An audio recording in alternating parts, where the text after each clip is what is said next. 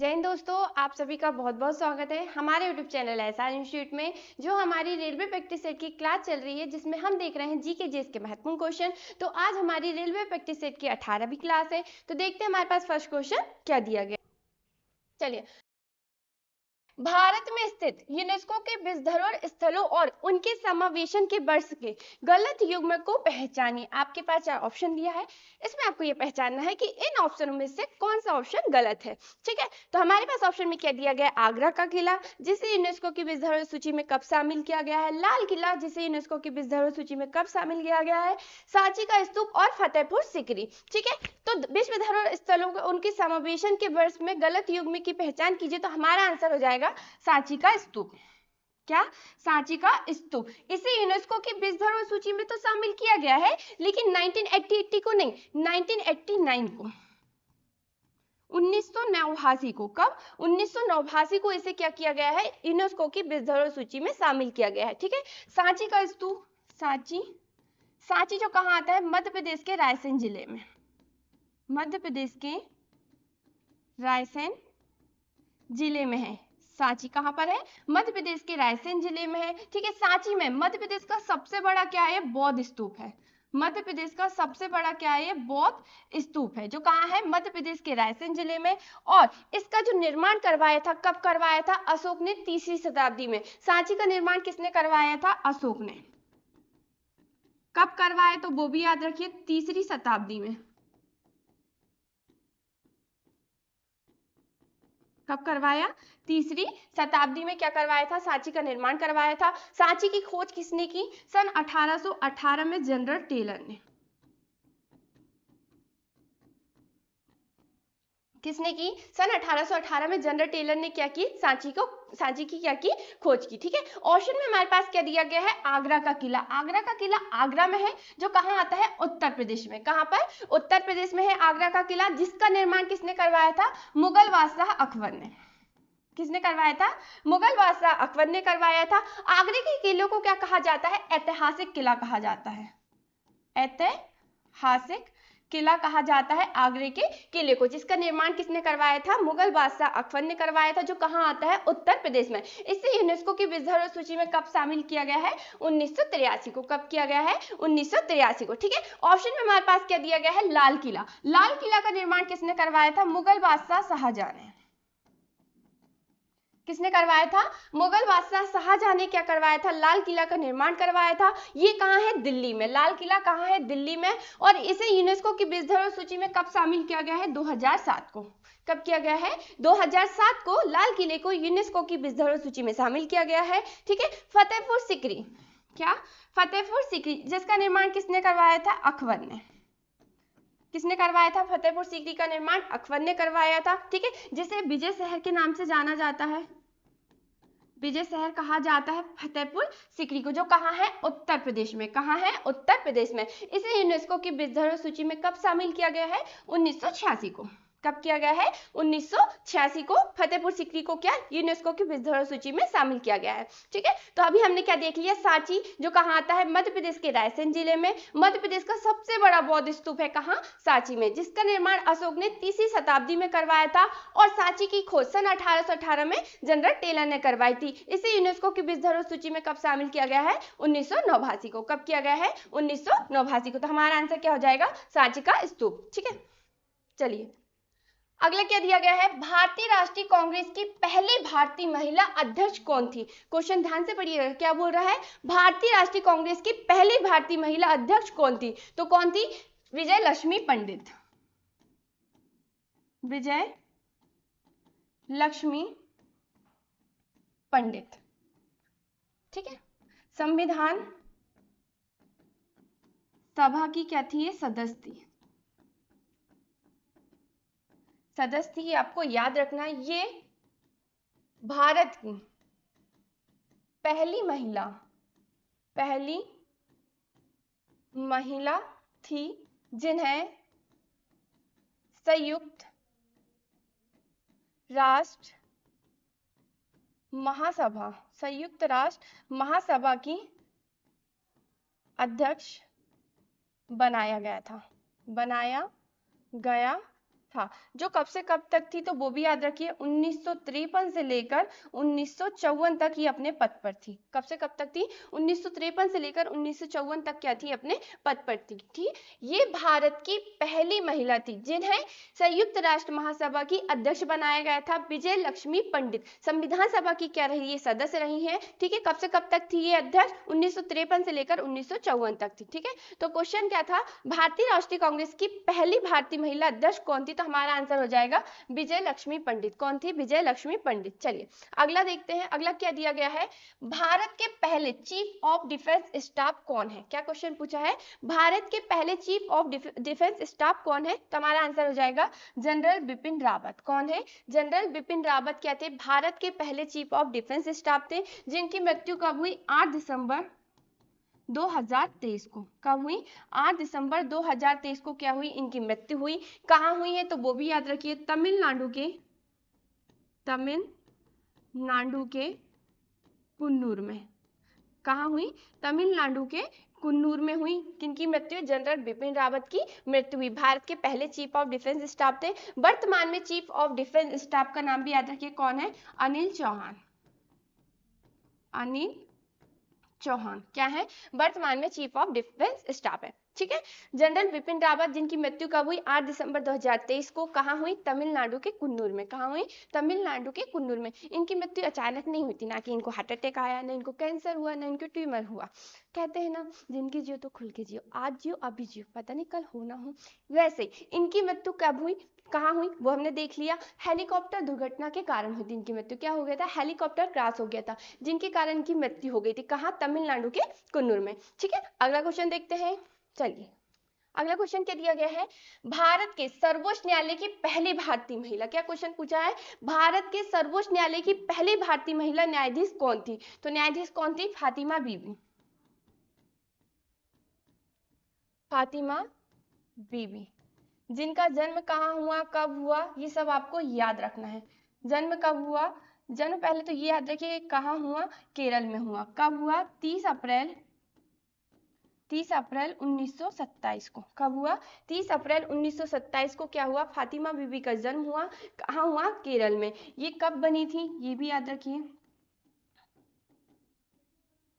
1989 को। कब बनी थी? 1989 को क्या बनी थी? भारत के सर्वोच्च न्यायालय की पहली महिला क्या बनी थी? ये न्यायाधीश बनी थी। क्या बनी थी? न्यायाधीश बनी थी। जिन्हें क्या क्या दिया गया है तो वो भी याद रखिए। ठीक है, 1997 से लेकर, कब से लेकर? 1997 से लेकर 2001 तक। कब तक? 2001 तक ये क्या रही हैं?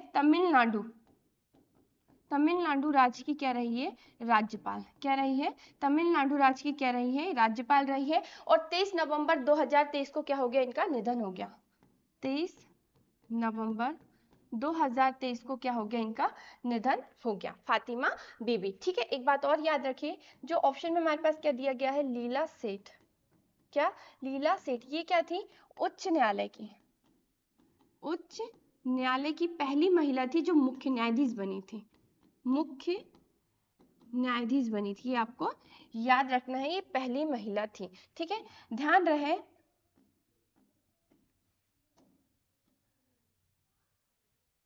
ध्यान रहे आपको कि सर्वोच्च न्यायालय की अब तक कोई भी महिला क्या नहीं बनी है? मुख्य न्यायाधीश नहीं बनी है। फातिमा बीबी क्या थी? भारत के सर्वोच्च न्यायालय की पहली भारतीय महिला थी जो क्या थी? न्यायाधीश थी। जिनका जन्म कब हुआ, कहाँ हुआ, ये आपको याद रखना है। तो जन्म कब हुआ? 30 अप्रैल 1927 को हुआ। कहाँ हुआ? केरल में। किस राज्य में हुआ? केरल राज्य में हुआ। ठीक है, ये भारत के सर्वोच्च न्यायालय की पहली महिला क्या बनी थी? न्यायाधीश बनी थी। कब बनी थी? 1989 को। कब बनी थी? 1989 को। तमिलनाडु राज्य की क्या बनी है? राज्यपाल बनी। कब बनी? 1937 से लेकर 2001 तक क्या थी? ये तमिलनाडु राज्य की क्या थी? राज्यपाल थी। इनकी मृत्यु कब हो गई?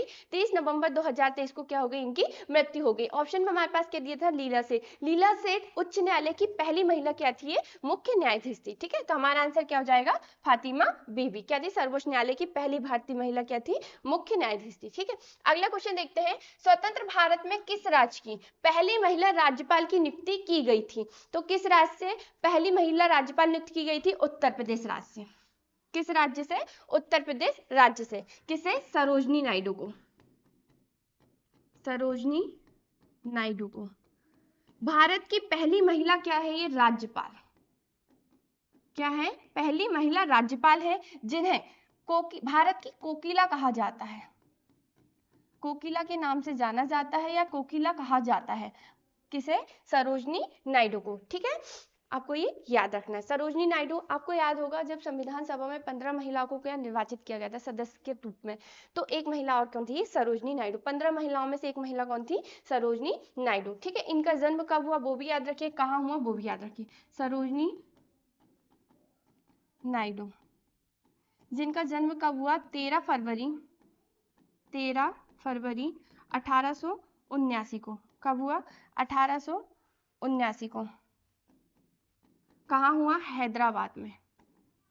कहाँ हुआ, हैदराबाद में। क्या हुआ, सरोजनी नायडू का जन्म हुआ और इन्हीं के जन्म दिवस पर क्या मनाते हैं, राष्ट्रीय महिला दिवस। राष्ट्रीय महिला दिवस मनाते हैं 13 फरवरी को प्रतिवर्ष। 13 फरवरी को प्रतिवर्ष मनाया जाता है। ठीक है, ये आपको याद रखना है। क्वेश्चन क्या था, स्वतंत्र भारत में किस राज्य की पहली महिला राज्यपाल की नियुक्ति की गई थी, तो उत्तर प्रदेश राज्य से इनकी नियुक्ति की गई थी, सरोजनी नायडू। भारत की प्रथम महिला क्या थी, राज्यपाल थी, जिन्हें कोकिला के नाम से जाना जाता है। किस नाम से जाना जाता है, भारत की कोकिला के नाम से जाना जाता है, जिनका जन्म 13 फरवरी 1879 को हुआ। कहाँ हुआ, हैदराबाद में। कहाँ हुआ, हैदराबाद में। और इन्हीं के जन्म दिवस पर राष्ट्रीय महिला दिवस मनाया जाता प्रतिवर्ष 13 फरवरी को। कब मनाया जाता, प्रतिवर्ष 13 फरवरी को। चलिए अगला देखते हैं। अगला क्वेश्चन क्या दिया गया है, निम्नलिखित में से कौन सा एक संवैधानिक निकाय नहीं है। क्या क्वेश्चन पूछा है, निम्नलिखित में से कौन एक संवैधानिक निकाय नहीं है, तो हमारे पास ऑप्शन में क्या दिया गया है, निर्वाचन आयोग। निर्वाचन आयोग क्या है, संवैधानिक निकाय है। वित्त आयोग भी क्या है, संवैधानिक निकाय है। संघ लोक सेवा आयोग यूपीएससी भी क्या है, संवैधानिक निकाय है। नीति आयोग संवैधानिक निकाय नहीं है, तो हमारा आंसर क्या हो जाएगा, नीति आयोग। क्या हो जाएगा, नीति आयोग। ठीक है, ये आपको याद रखना है। चलिए,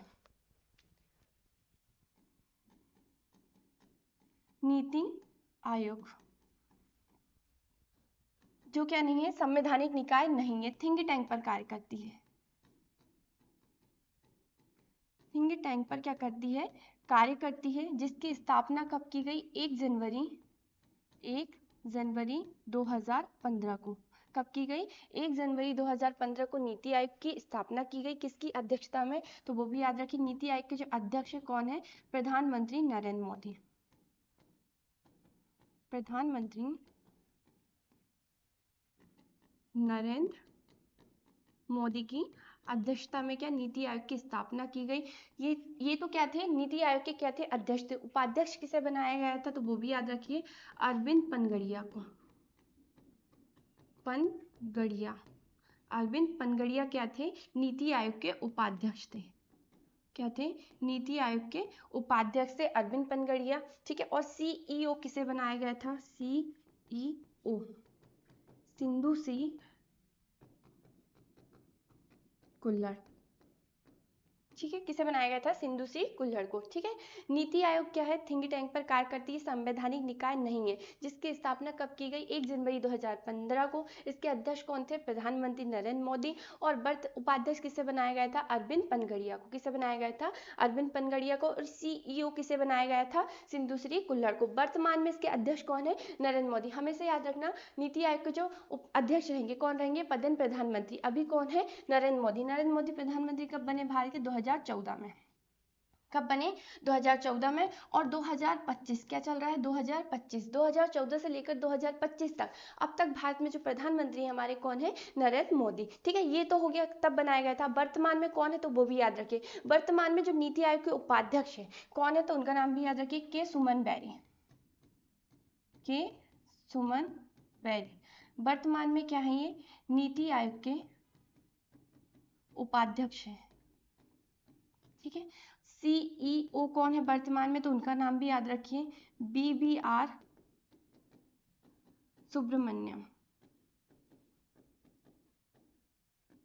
सुब्रमण्यम क्या है वर्तमान में, सीईओ। नीति आयोग से पहले क्या था, योजना आयोग। क्या था, योजना आयोग।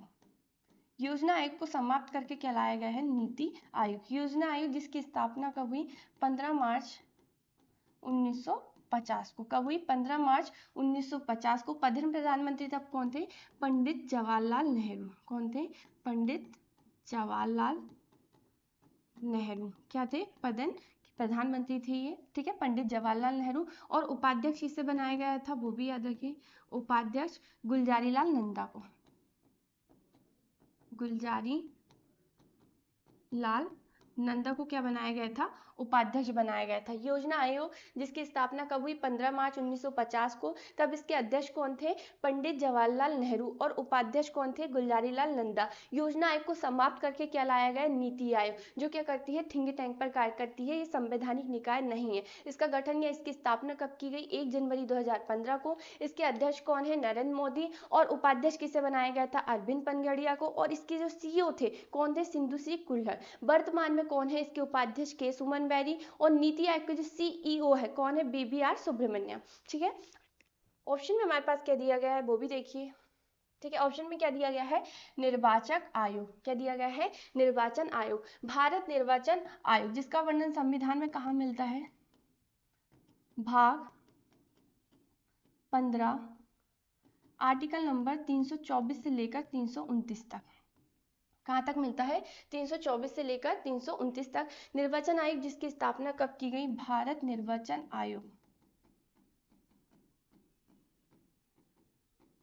आयोग जिसकी स्थापना कब की गई? 25 जनवरी 1950 को। कब की गई? 25 जनवरी 1950 को क्या की गई? भारत निर्वाचन आयोग की क्या की गई? स्थापना की गई। ठीक है, और वर्तमान में जो इसके मुख्य निर्वाचन आयुक्त है, क्या वर्तमान में भारत निर्वाचन जो आयुक्त है कौन है? राजीव कुमार। राजीव कुमार क्या है? और पहले कौन थे भारत निर्वाचन मुख्य चुनाव आयुक्त? कौन थे? सुकुमार सेन। पहले भी याद रखिए कौन थे? सुकुमार सेन।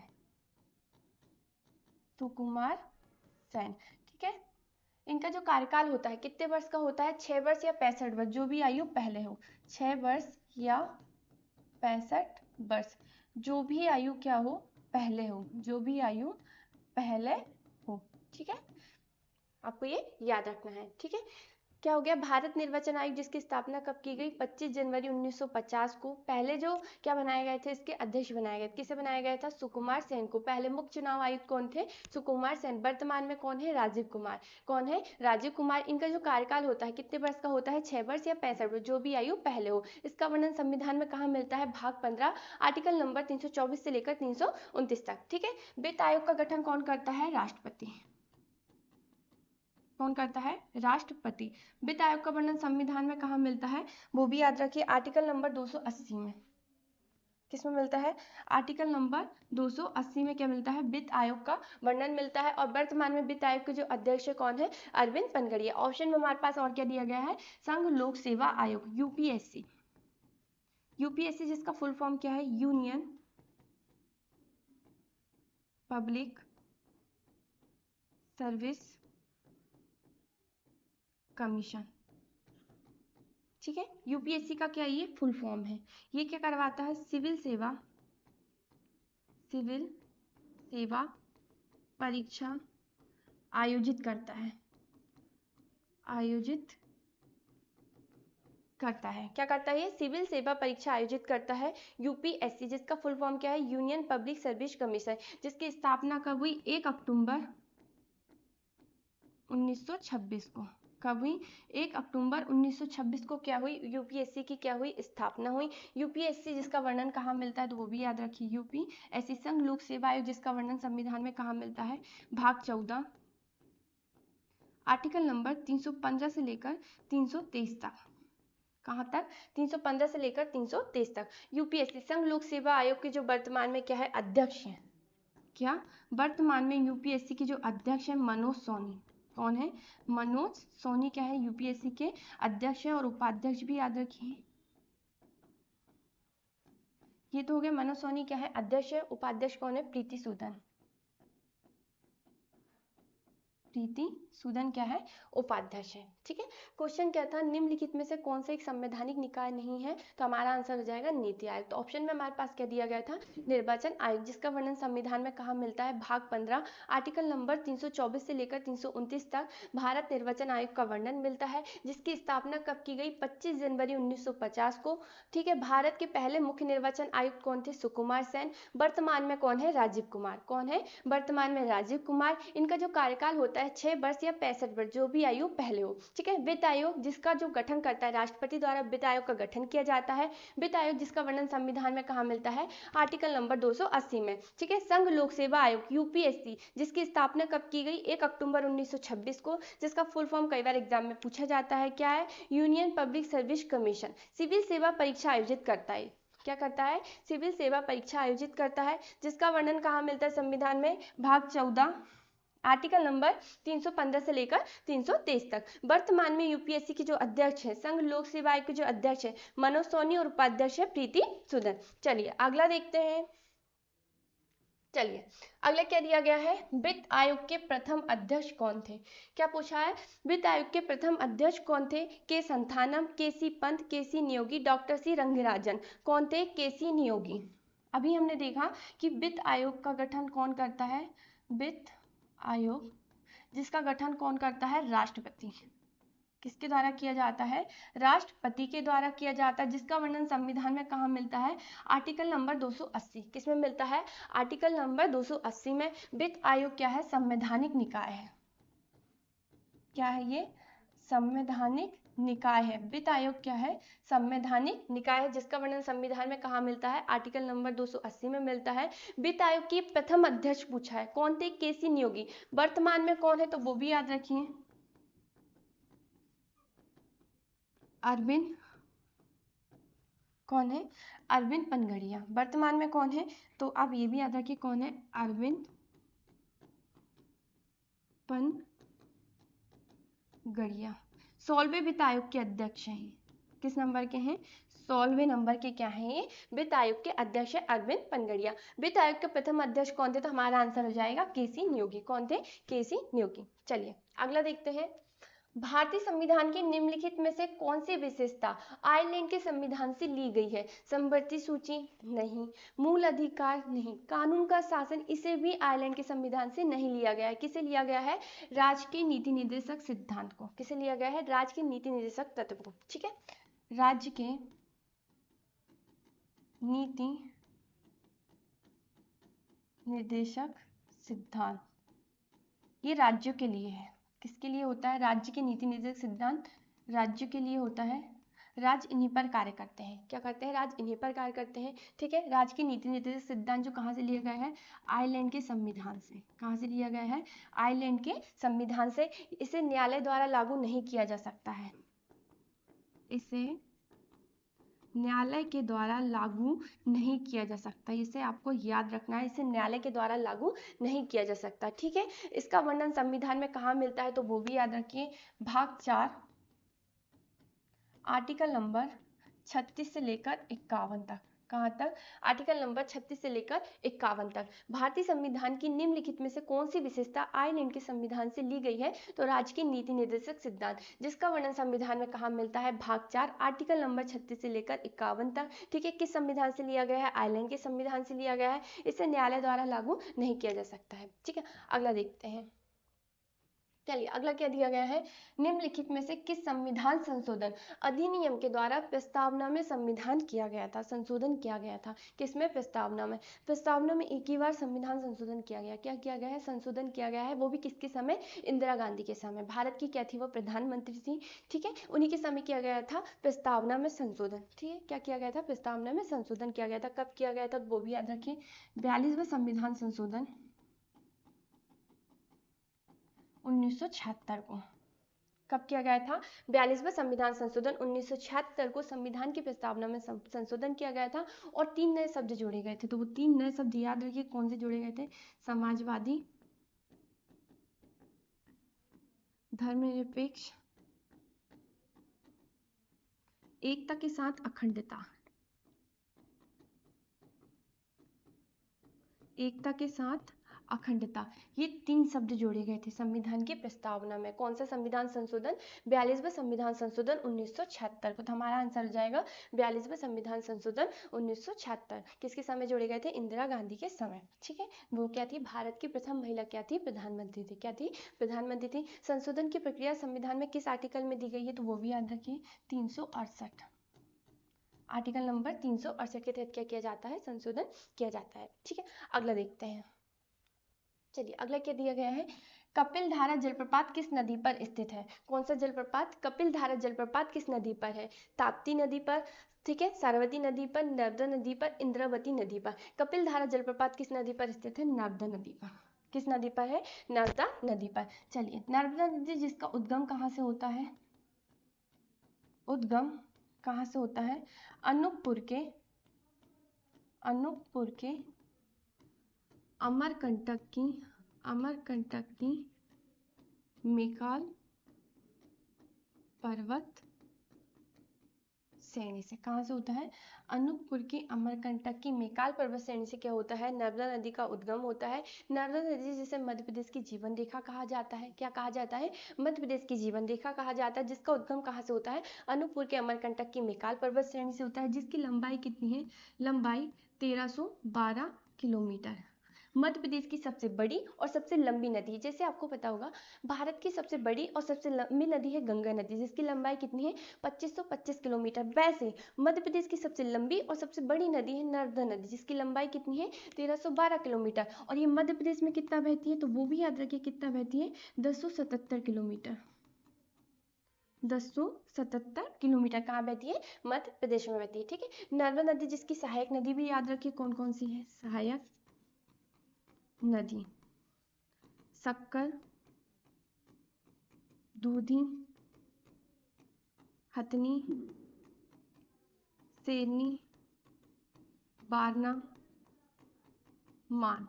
क्या है? ये नर्मदा नदी की सहायक नदी है। क्या है? नर्मदा नदी की सहायक नदी है। नर्मदा नदी पर कौन कौन सी परियोजना चल रही है? तो वो भी याद रखिए, परियोजना। ठीक है, सरदार सरोवर परियोजना, सरदार सरोवर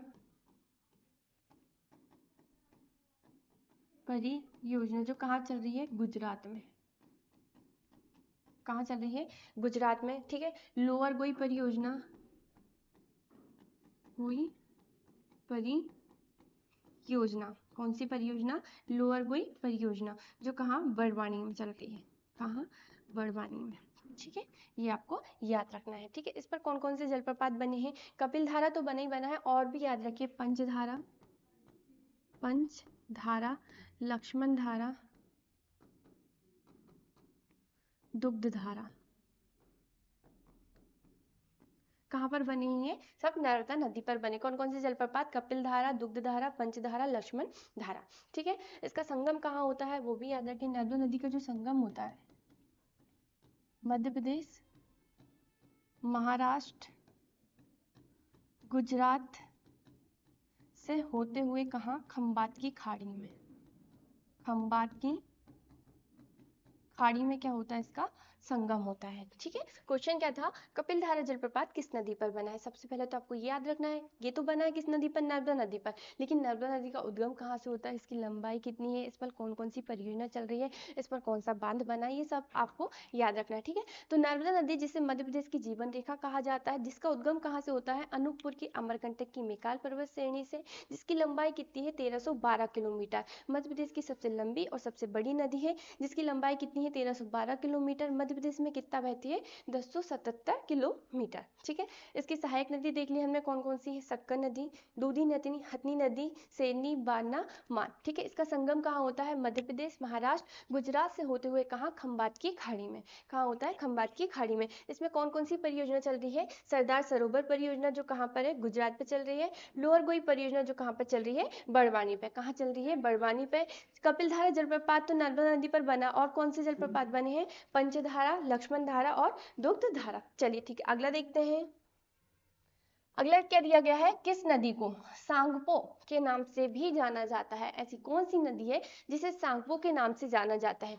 गंगा नदी को, गंडक नदी को, कावेरी नदी को, ब्रह्मपुत्र नदी को? तो किसे जाना जाता है? ब्रह्मपुत्र नदी को। किसे जाना जाता है? ब्रह्मपुत्र नदी को। कहाँ जाना जाता है सांगपो के नाम से? तिब्बत में। तिब्बत में इसे किस नाम से जाना जाता है?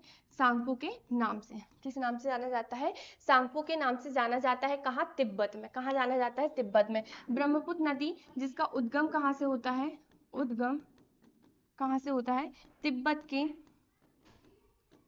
तिब्बत के मानसरोवर झील से। मानसरोवर झील से क्या होता है? ब्रह्मपुत्र नदी का उद्गम होता है, जिसकी लंबाई कितनी है? तो लंबाई भी याद रखिए, इसकी लंबाई कितनी है? 2900 किलोमीटर। कितनी है? 2900 किलोमीटर क्या है? ब्रह्मपुत्र नदी की लंबाई है, जिसे लाल नदी के नाम से जाना जाता है। लाल नदी कहते हैं इसे। क्या कहते हैं इसे? लाल नदी। लाल नदी कहते हैं इसे। ब्रह्मपुत्र नदी को क्या कहा जाता है? लाल नदी कहा जाता है। ठीक है, जिसका उद्गम कहाँ से होता है? तिब्बत के मानसरोवर झील से, जिसकी लंबाई क्या है? 2900 किलोमीटर। कितनी इनकी इसकी लंबाई? 2900 किलोमीटर क्या है? ब्रह्मपुत्र नदी की लंबाई है। ठीक है, इस नदी को कहाँ? तिब्बत में। कहाँ जाना जाता है? तिब्बत में सांगपो के नाम से जाना जाता है। तो हमारा आंसर क्या हो जाएगा? ब्रह्मपुत्र नदी को। किस नदी को सांगपो के नाम से जाना जाता है? तो हमारा आंसर क्या हो जाएगा? ब्रह्मपुत्र नदी को। चलिए अगला देखते हैं। चलिए टेस्ट क्या दिया गया है? क्षेत्रीय ग्रामीण बैंक अधिनियम खालिस्तान में पारित किया गया था।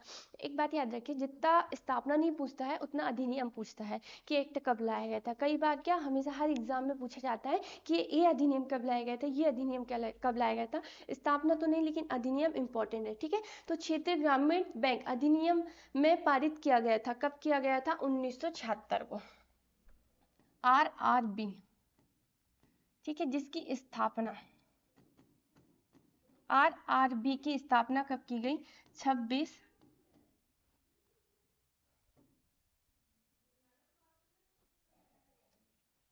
ठीक है, RRB की स्थापना की गई 26 सितंबर 1976 को। कब की गई? 26 सितंबर 1976 को। RRB के संस्थापक कौन है?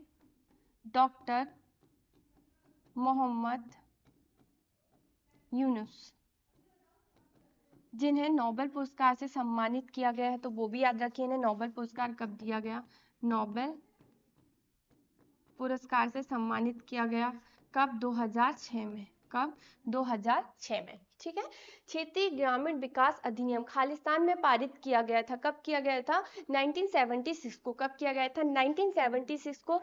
RRB जिसकी स्थापना कब की गई? 26 सितंबर 1976 को। इसका संस्थापक कौन है? डॉक्टर मोहम्मद यूनुस, जिन्हें नोबेल पुरस्कार दिया गया। कब? 2006 में। शांति के लिए क्या नोबेल पुरस्कार से सम्मानित किया गया? कब? 2006 में। चलिए अगला देखते हैं। चलिए नेक्स्ट क्या दिया गया है? भारत का केंद्रीय बैंक या भारतीय रिजर्व बैंक स्वतंत्रता से पहले 1934 में बनाया गया था। एक केंद्रीय बैंक बनाने की सिफारिश में खालिस्तान नामक एक आयोग द्वारा की गई थी। किसकी सिफारिश में एक आयोग की स्थापना की गई थी? कौन सा आयोग लाया गया था? हिल्टन यंग आयोग। कौन सा आयोग लाया गया था? हिल्टन यंग आयोग, जो कब लाया गया था? 1926 को। कब लाया गया था? 1926 को। क्या लाया गया था? हिल्टन यंग आयोग की स्थापना की गई थी। ठीक है, RBI क्या? RBI बैंक क्या है? भारत की केंद्रीय बैंक है।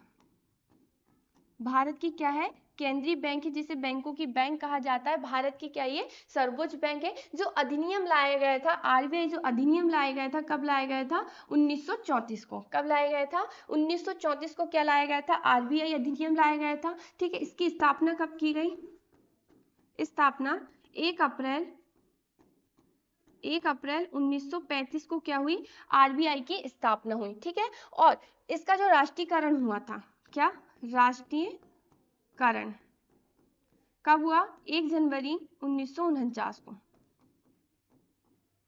कब हुआ? 1 जनवरी 1949 को। RBI की जब स्थापना की गई थी 1 अप्रैल 1935 को, तब इसके गवर्नर किसे बनाया गया था? तो वो भी याद रखिए, सर ऑसबोर्न स्मिथ को। ठीक है, वर्तमान में कौन है? तो वो भी याद रखिए, कौन है? संजय मल्होत्रा। संजय मल्होत्रा क्या है? RBI के वर्तमान में गवर्नर है। RBI के क्या है? ये वर्तमान में क्या है? गवर्नर है। इनसे पहले अभी कौन थे? शक्तिकांत दास थे। कौन थे? शक्तिकांत दास थे। ये आपको याद रखना है। ठीक है, इसका राष्ट्रीयकरण कब हुआ? 1 जनवरी 1949 को। इसका हेडक्वार्टर भी याद रखिए कि इसका हेडक्वार्टर कहाँ है। RBI का जो हेडक्वार्टर पहले क्या हुआ करता था? कोलकाता। पहले क्या था, कोलकाता क्या था, आरबीआई का क्या था, हेडक्वार्टर था। इसे 1937 में, कब, 1937 में मुंबई में स्थानांतरित किया गया। और अभी आरबीआई का जो हेडक्वार्टर है कहाँ पर है, मुंबई में है। कहाँ पर है, मुंबई में है। ठीक है, तो क्वेश्चन क्या था, भारत का केंद्रीय बैंक या भारतीय रिजर्व बैंक स्वतंत्रता से पहले 1934 में बनाया गया था। यह एक केंद्रीय बैंक है। बनाने की सिफारिश खालिस्तान नामक एक आयोग के द्वारा की गई थी। तो हमारा आंसर क्या हो जाएगा, हिल्टन यंग आयोग। क्या हो जाएगा, हिल्टन यंग आयोग, जिसकी स्थापना कब की गई, 1926 में। कब की गई, 1926 में। आरबीआई जिसे केंद्रीय बैंक कहते हैं, भारत की क्या है, केंद्रीय बैंक है, सर्वोच्च बैंक है, जिसे बैंकों की बैंक कहा जाता है, जिसकी स्थापना कब की गई, 1 अप्रैल 1935 को। और जो आरबीआई एक्ट लाया गया था, कब लाया गया था, 1934 को। और इसका जो राष्ट्रीयकरण किया गया, कब किया गया, 1 जनवरी 1949 को। इसका हेडक्वार्टर कहाँ है, मुंबई में है। और वर्तमान में आरबीआई के जो गवर्नर है, संजय मल्होत्रा। ठीक है, इतनी बात आपको याद रखना है। चलिए अगला क्वेश्चन क्या दिया गया है, निम्नलिखित में से किस भारतीय संगीतकार को मल्लिका ये गजल कहा जाता है। क्या कहा जाता है, मल्लिका ये गजल कहा जाता है। किसे कहा जाता है, मल्लिका ये गजल, तो किसे कहा जाता है, बेगम अख्तर को। बेगम अख्तर को क्या कहा जाता है, गजलों की रानी, गजलों की रानी, जिन्हें पद्मश्री दिया गया। वो भी याद रखिए कि इन्हें पद्मश्री से सम्मानित किया गया, कब दिया गया है, कई बार एग्जाम में पूछा जाता है। तो आपको याद रखना है कि बेगम अख्तर को पद्मश्री से सम्मानित कब किया गया, पद्मश्री दिया गया। ठीक है, कब दिया गया, 1968 में। कब दिया गया, 1968 में। और पद्म भूषण, क्या, पद्म भूषण से भी इन्हें सम्मानित किया गया। इन्हें पद्म भूषण कब दिया गया, 1975 में। कब दिया गया, 1975 में। लेकिन इन्हें पद्म भूषण तो दिया गया, लेकिन कब दिया गया, मरणोपरांत। ये भी आपको याद रखना, कब दिया गया, मरणोपरांत। ठीक है, भारत सरकार के द्वारा इन्हें पद्मश्री से सम्मानित किया गया, कब, 1968 में। कब किया गया, 1968 में। और मरणोपरांत इन्हें पद्म भूषण से सम्मानित किया गया, कब, 1975 में। कब किया गया, 1975 में। बेगम अख्तर, जिसे क्या, गजलों की रानी कहा जाता है। क्या कहा जाता है, गजलों की रानी कहा जाता है। ठीक है, एक चीज और याद रखिए, एक भारतीय गायिका के साथ साथ क्या रही है, अभिनेत्री।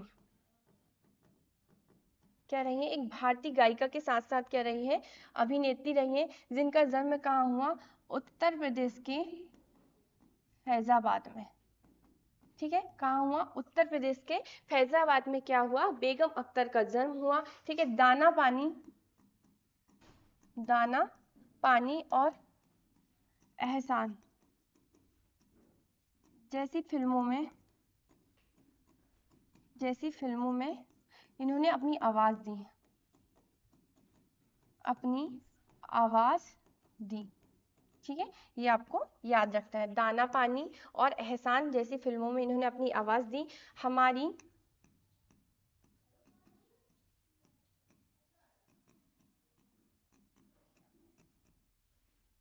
एक सेकेंड,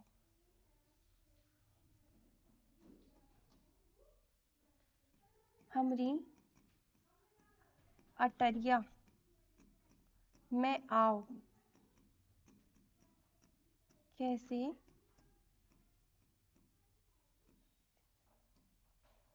भरे दिन रतिया,